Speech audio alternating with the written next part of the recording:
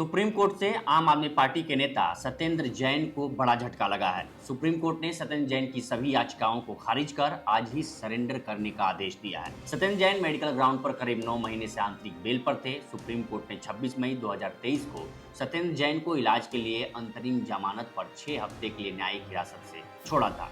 फिर ये अवधि समय समय पर बढ़ती रही। बता दें, मनी लॉन्ड्रिंग केस में सत्येंद्र जैन ने सुप्रीम कोर्ट में अर्जी लगाई थी, लेकिन कोर्ट ने उसे खारिज कर दिया। ऐसे में अब उन्हें आज ही सरेंडर करना होगा। ये फैसला जस्टिस बेला एम त्रिवेदी और पंकज मित्तल की पीठ ने सुनाया। पीठ ने अप्रैल 2023 के दिल्ली उच्च न्यायालय के आदेश के खिलाफ सत्येंद्र जैन की विशेष याचिका पर, जिसमें उन्हें जमानत देने से इनकार कर दिया गया था। इस मामले में 4 दिन की सुनवाई के बाद जनवरी में फैसला सुरक्षित रख लिया गया था। सत्येंद्र जैन के वकील ने कहा कि वह वर्तमान में फिजियोथेरेपी से गुजर रहे हैं और सरेंडर के लिए और वक्त मांगा था। Additional solicitor general SV Raju ने ईडी की ओर से सत्येंद्र जैन की जमानत याचिका का विरोध किया। राजू ने तर्क दिया कि निदेशक के रूप में अपना पद छोड़ने के बावजूद सत्येंद्र जैन ने कथित मनी लॉन्ड्रिंग रैकेट में शामिल कंपनियों पर प्रभावी नियंत्रण रखा। उन्होंने कहा कि इन कंपनियों के माध्यम से 4 करोड़ से अधिक की बेहिसाब नकदी प्राप्त हुई। ईडी का मामला इस दावे पर आधारित था कि सत्येंद्र जैन के परिवार के सदस्यों को कंपनियों को नियंत्रित करने के लिए प्रॉक्सी के रूप में इस्तेमाल किया गया था और आरोपी वैभव और अंकुश जैन महज डमी के रूप में काम कर रहे थे। एजेंसी ने दलील दी कि इन कंपनियों को मिली पूरी रकम का पता सत्येंद्र जैन से लगाया जा सकता है। उधर दिल्ली शराब नीति मामले के बाद दिल्ली के मुख्यमंत्री अरविंद केजरीवाल को ईडी ने दिल्ली जल बोर्ड केस में समन भेजकर 18 मार्च को पूछताछ के लिए बुलाया था, लेकिन केजरीवाल ने ईडी ऑफिस जाने से इनकार कर दिया है। आम आदमी पार्टी ने केजरीवाल के न जाने की जानकारी देते हुए ईडी के इस समन को गैर कानूनी बताया है। आपने कहा कि जब कोर्ट से अंतरिम जमानत मिल चुकी है तो फिर बार बार समन क्यों भेजे जा रहे हैं? आपका मानना है कि भाजपा ईडी के जरिए केजरीवाल को टारगेट कर रही है।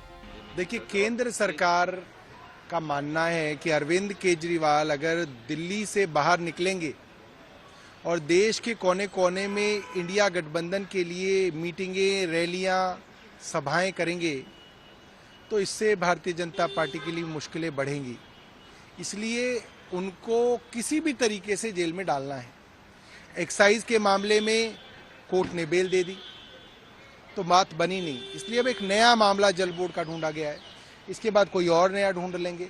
तो इनके पास सारी की सारी एजेंसी हैं, कोई भी मामला किसी का भी निकाल ले, किसी को भी सम्मन कर दो, किसी को भी जेल में डाल दो। आज तो ऐसे ही चल रहा है। लेकिन सवाल है कि आखिर ये दिल्ली जल बोर्ड केस है क्या, जिसमें ईडी ने केजरीवाल को समन भेजकर पूछताछ के लिए बुलाया था।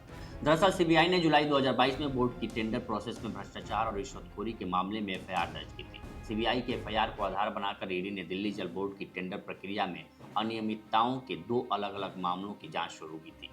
आरोप है कि इलेक्ट्रोमैग्नेटिक फ्लो मीटर लगाने का ठेका एक कंपनी को अधिक कीमत पर दिया गया था। इंडियन एक्सप्रेस की रिपोर्ट के मुताबिक ईडी के प्रवक्ता ने जानकारी दी थी कि एफआईआर में आरोप है कि दिल्ली जल बोर्ड के तत्कालीन मुख्य इंजीनियर जगदीश कुमार अरोड़ा ने कुछ ठेके मैसर्स एनकेजी इंफ्रास्ट्रक्चर लिमिटेड को दिए थे, जबकि कंपनी तकनीकी शर्तों को पूरा नहीं करती थी। बावजूद उसे 38 करोड़ के ठेके दिए गए। ईडी के प्रवक्ता ने यह भी जानकारी दी थी कि जांच में पता चला कि ठेका अधिक कीमत पर दिया गया ताकि उस ऊंची कीमत में से ठेकेदार से रिश्वत की कीमत ली जा सके। ठेका 38 करोड़ में दिया गया, जबकि ठेके पर सिर्फ 17 करोड़ रुपए खर्च किए गए। शेष राशि का फर्जी खर्च दिखाते हुए रिश्वत ली गई। इस रकम का इस्तेमाल रिश्वत और इलेक्शन फंड के रूप में किया गया। बता दें, कंपनी को ये विवादित ठेका साल 2017 में दिया गया था। तभी से इस केस की जांच चल रही है, जिसमें अरविंद केजरीवाल को समन भेजा गया है। दिल्ली से जुड़ी ये जानकारी आपको कैसी लगी, हमें कमेंट सेक्शन में ज़रूर बताएं। बाकी देश दुनिया की तमाम खबरों के लिए बने रहिए लोकमत हिंदी के साथ। नमस्कार।